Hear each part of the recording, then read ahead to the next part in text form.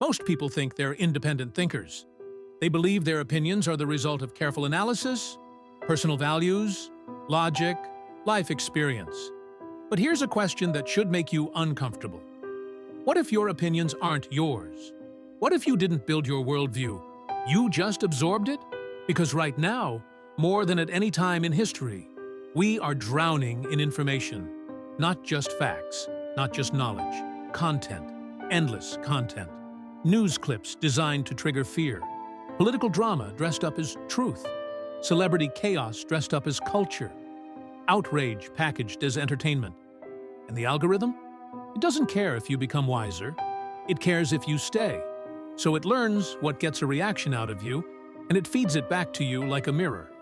Again, and again, and again, until you stop realizing it's happening. At first, it feels empowering. You find someone who says what you've been thinking. Someone who finally explains it. Someone who gets it. So you subscribe. You follow. You tune in. And without noticing, something starts to shift. Their vocabulary becomes your vocabulary. Their enemies become your enemies. Their certainty becomes your certainty. Their worldview becomes familiar, not because you tested it, because you repeated it. And repetition is powerful. Repetition is persuasion. Soon, you're not searching for what's true. You're searching for what matches what you already believe. That's confirmation bias. Not because you're stupid, because you're human. The mind doesn't crave truth first. It craves consistency. It craves emotional safety. It wants to feel like it's standing on solid ground, even if that ground is just a bunch of recycled opinions you picked up from people you've never met. And today, the problem is bigger than social media.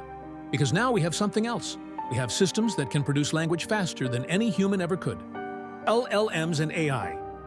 Infinite answers, infinite arguments, infinite certainty.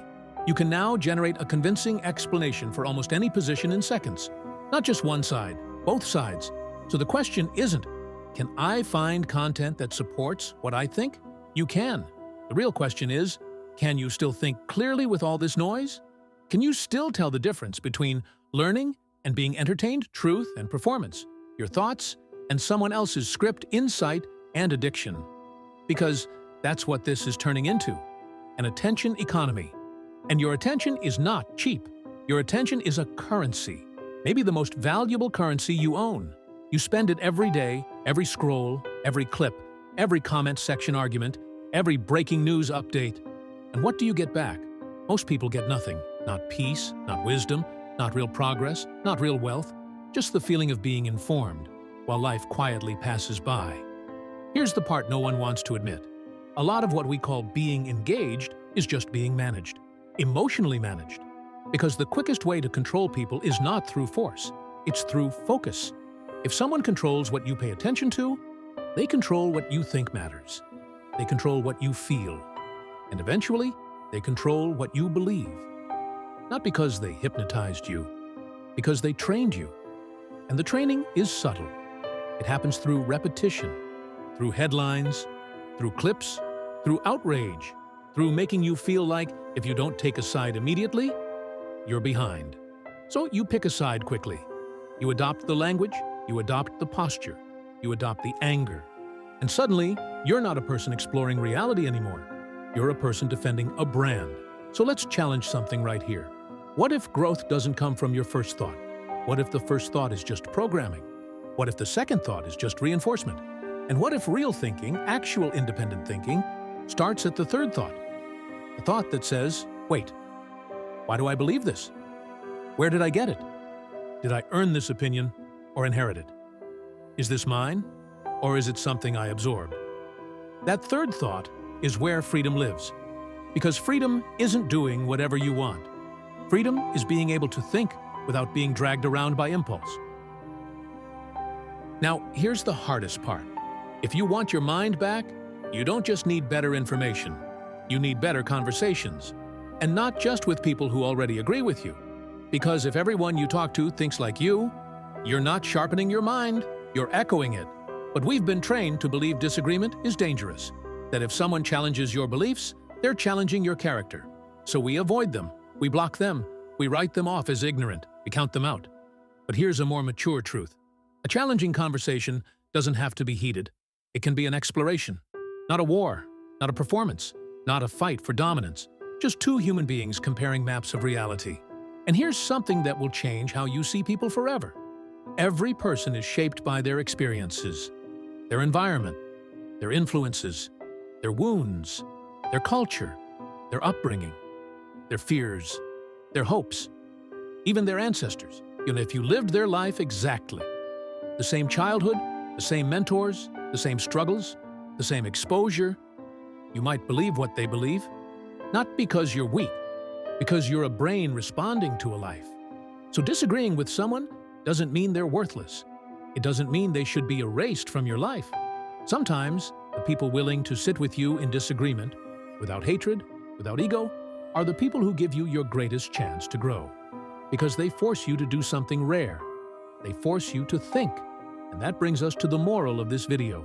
You are not your ideas. Your ideas are not your identity, especially not today. When so many ideas are borrowed, inherited, repeated, and algorithmically reinforced, you don't have to cling to an opinion like it's your soul. You can loosen your grip. You can allow your mind to move. You can change your mind. And changing your mind isn't weakness. It's intelligence. It's humility. It's maturity. It's proof you're still alive. So here's the challenge. For the next week, pay attention to what you consume. Not just what, but how it makes you feel.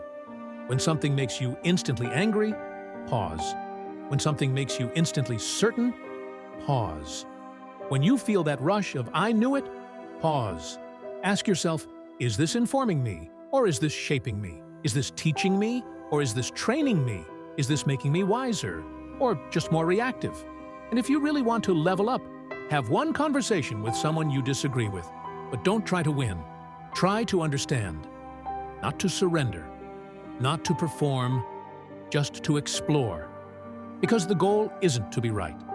The goal is to be real. You don't need to delete your opinions. You just need to stop worshiping them. Let your mind be flexible. Let yourself evolve. Because the world doesn't reward people who are always certain. The world rewards people who can adapt.